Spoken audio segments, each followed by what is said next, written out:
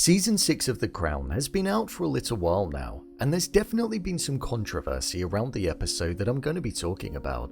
This is episode 4, the aftermath of Diana's death.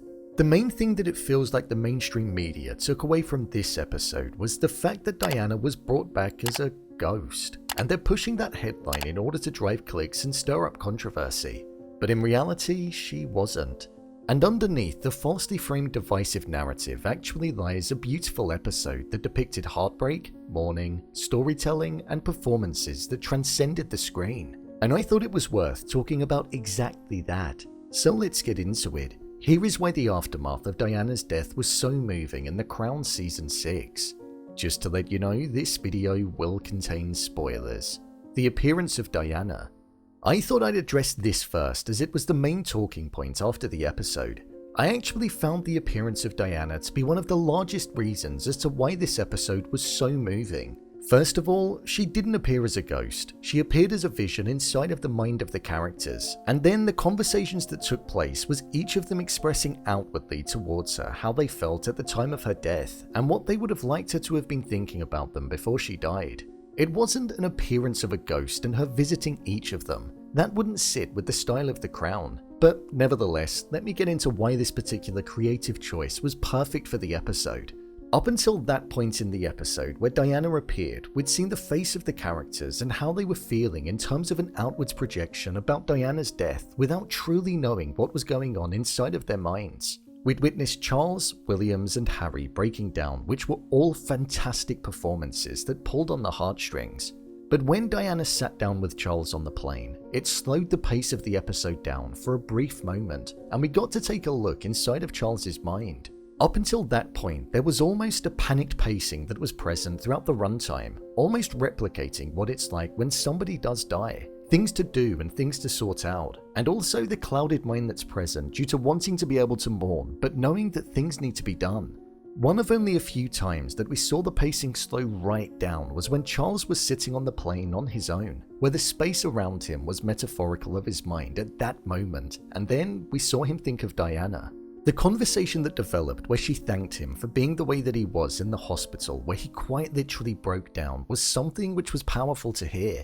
And seeing him well up the moment after she said it was something which highlighted just how much he cared about her in that moment. Even if it was fictitious, it still pulled on the heartstrings. Hearing how Diana said that she loved him, with him following on and saying that he'd always regret the way that things played out, accompanied by the close-up shots which allowed us to capture the emotion. The silence, which felt ever present and was representative of his mind just mulling things over and coming to terms with it all, was so powerful to watch unfold.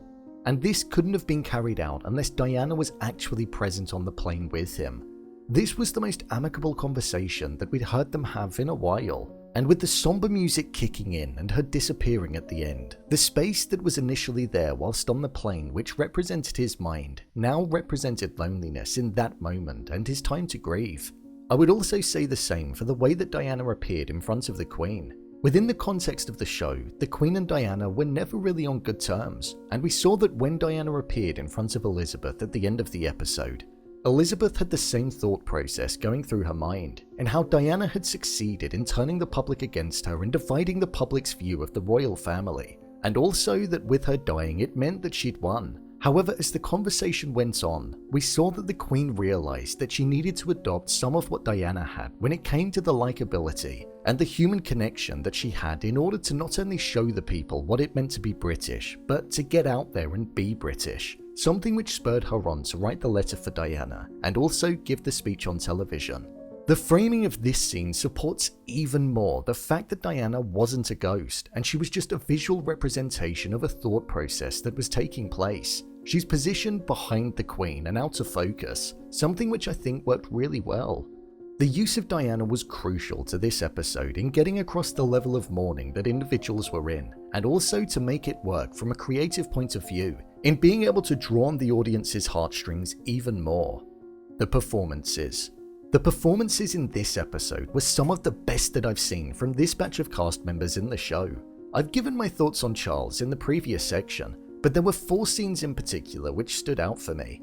When he was on the phone and he was speaking to Camilla where he was on the verge of tears, The scene where he went and told William and Harry that Diana had died. That scene for me was one which had so much space within it that there were barely any words uttered, but you could feel the fear that Charles had within him in not wanting them to be upset over the loss of their mother. The scene where he broke down when looking at Diana in Paris, and the one where he was on the plane. The best I've seen from Dominic West in the show. Another performance that I thought was done exceptionally well that I feel gets overlooked is the performance of the character Mohammed Al Fayed. With Diana, we saw an ex-wife and a mother being mourned, but with Dodi, we saw a son being mourned. And Salim Dow's performance of Mohammed was something which really drew the emotion out of me. The scene where he was thinking of Dodi and he had a conversation with him where he apologized for the pressure that he put upon his son's shoulders was powerful to watch. And then when Mohammed finished it off by saying, "Don't leave," it was a feeling that I find quite hard to describe. I felt the emptiness that he felt in knowing that he'd never see his son again. It came through the screen so well, and a lot of that was based on the delivery of the emotion, the character, and the scene. Then William's response.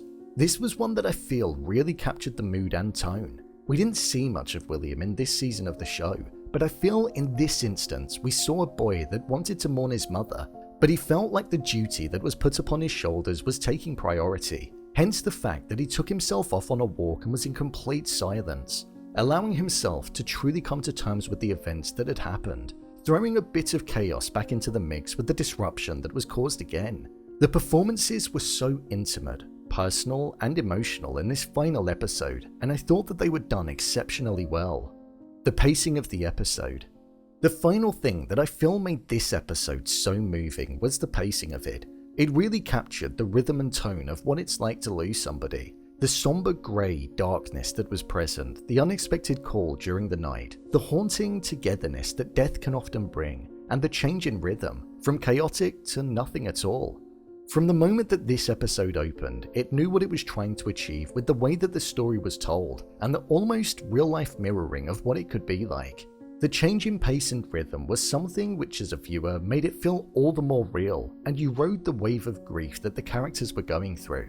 Even though there were other moments in this episode, such as the Queen giving her speech at the end and the response that the public had to Diana's death, the intimate nature of a select group of characters, the use of Diana returning as a visual representation of the character's thought process, and the way that we wrote the episode was crafted in a way that I felt was truly moving and added to the powerful nature of the events that occurred.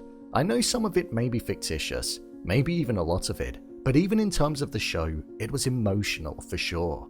So, there you have it, why the aftermath of Diana's death episode 4 was so moving in The Crown.